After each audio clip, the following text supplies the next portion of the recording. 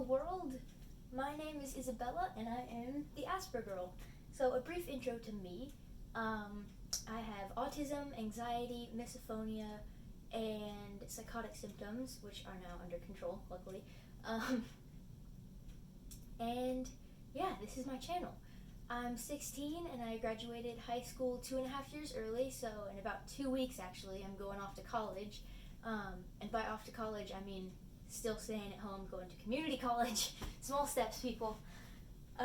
Yeah, so today's video is what is autism? And obviously I can't give every aspect of autism in this video because it'd be 18 million hours long, and nobody wants to watch a YouTube video for that long. So, let me start off by saying autism is a spectrum disorder. So there are people on this end who are level 3 autism, who are nonverbal and need the most support. Then there's level 2, who's kind of in the middle, and then there's level 1 autism, which used to be called Asperger's, which is what I have. And basically it means you need the least amount of support, but you still have the same struggles and same qualities as everybody else on the spectrum. So, the clinical definition of autism is a developmental disorder of variable severity that is characterized by difficulty in social interaction and communication and restrictive or repetitive patterns of thought and behavior. Yes. Yeah, that I agree with that definition, but there is also a lot more that's been left out. And I'll go into a little bit of that today. So let's start off with social interaction and communication. Yeah, that's really difficult. As for the social interaction, I struggle with basically knowing what to say and when to say it, and how I'm supposed to respond to what people are telling me. Like, my mind works easiest when it's given facts and evidence and just knowledge. So when somebody tells me something like, I don't know, I hate strawberry ice cream, I don't know how I'm supposed to react to that. Like, most times I'll just be like, okay, and then not say anything. I don't know.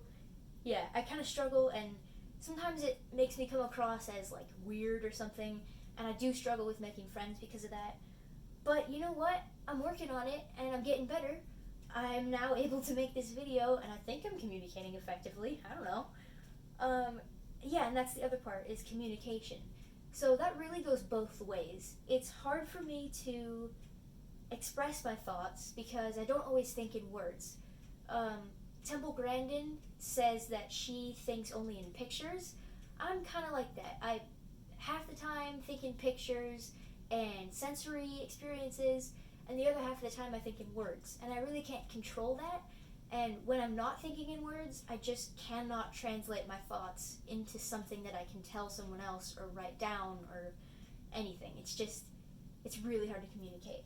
But then the other way is that because I have such a slow processing speed, if somebody is talking to me and either I'm just having a rough day with communication, or they're talking really fast, or they have a difficult accent to understand, it just does not even sound like English, and I have to ask them to repeat what they're saying, sometimes like even 3 or 4 times, until I understand it, which can be frustrating for some people, but hey, that's me. Yeah, okay, so the next point is our love for routines and detailed plans. I cannot stress enough how much I need to plan things before they actually happen. I used to have a routine that I would follow for the entire day, but I found that to be really restrictive, and it wasn't letting me cope with, like your parents make plans and you gotta go shopping or you gotta go meet up with friends. You can't do the exact same thing every day and still be productive. So now I just have a morning routine that I follow every day. And yeah, it allows me to incorporate routine into my day so that I don't feel so overwhelmed. So I always start off my morning this way. And then during the day, I do something called energy accounting, which I learned from Purple Ella, who has a great channel for autism, and I would totally recommend watching. So I'll leave a link to her channel in the description below. So yeah, energy accounting, I'm gonna make a video on in the future, but basically it just means like planning your day so that you have activities that give you energy and activities that take away energy, and they're equally balanced so that you don't run out of energy halfway through the day or get super overwhelmed. And yeah, it allows you to plan what's going to happen so you don't feel super anxious, but you can also incorporate things that you don't do every day. So I'm finding that really helpful. An example of how not being able to follow my routine affects me is going on vacation. I love going on vacation, but it does bring a lot of difficulties, especially when I'm getting ready for bed in the hotel the first night. It's crazy. It's like, as soon as I have to get into bed, I just freak out. It's like, I'm thinking, this is not my bed, I'm in a strange place, this is not how my days usually end, and it's just this panic mode, and it can get really, really stressful, and I cry, and I just freak out. But luckily, I have a really supportive family who helps me through that. So, yeah, so another thing is sensory issues. I'm not gonna say that everyone on the spectrum for sure struggles with sensory stuff, because autism is really different for everyone, but I'm pretty sure that 99% of us do.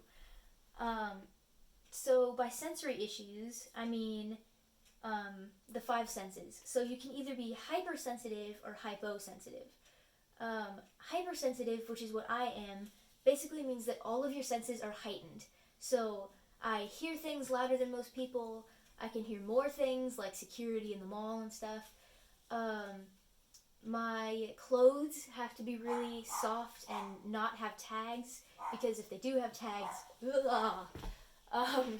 it just freaks me out.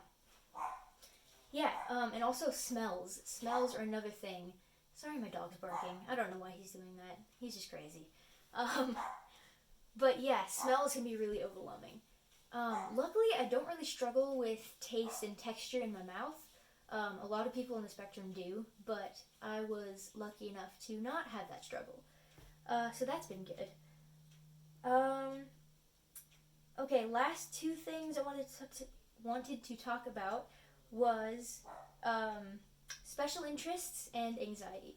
So, starting off with special interests. What makes an autistic person's special interest different from a neurotypical person's interest? So basically, when you have autism, you have a special interest where you are so intensely interested in it that it is basically all you think about, all you want to talk about, all you want to do. You just want to research it and memorize facts about it, and it's just a crazy obsession, which is way more intense than most people who are not autistic have an interest in things. So I actually have 2. My special interests are obviously researching autism and spreading awareness, and also acting. I love, love, love, love, love theater. I'm not a Broadway geek as much. I don't know a lot about the current Broadway shows and all that, but I will study acting like crazy, and I love doing it. So, yeah, that's me. And the last point I wanted to talk about was anxiety. So, again, not going to make a blanket statement about everyone on the spectrum, but I have never met anyone who is autistic who does not have anxiety in some form or another. So, we can get anxiety. We have a lot of anxiety, and it's just a part of daily life for us. I personally also have general anxiety disorder. So, I know a lot of people who have general anxiety disorder but don't have autism, so you can probably relate to this too. Getting anxiety about seemingly nothing. You're just anxious for no reason. And then there are other times where I'm anxious because of sensory issues, because I'm getting overwhelmed, or because of social anxiety. Ugh, the thought of talking to people just scares me. But yeah, so that is all of the points I have for this video. I hope you enjoyed and learned something new. And don't forget to spread your knowledge of autism with the people in your life, because the first step to acceptance is awareness. So yeah, have a colorful day and bye!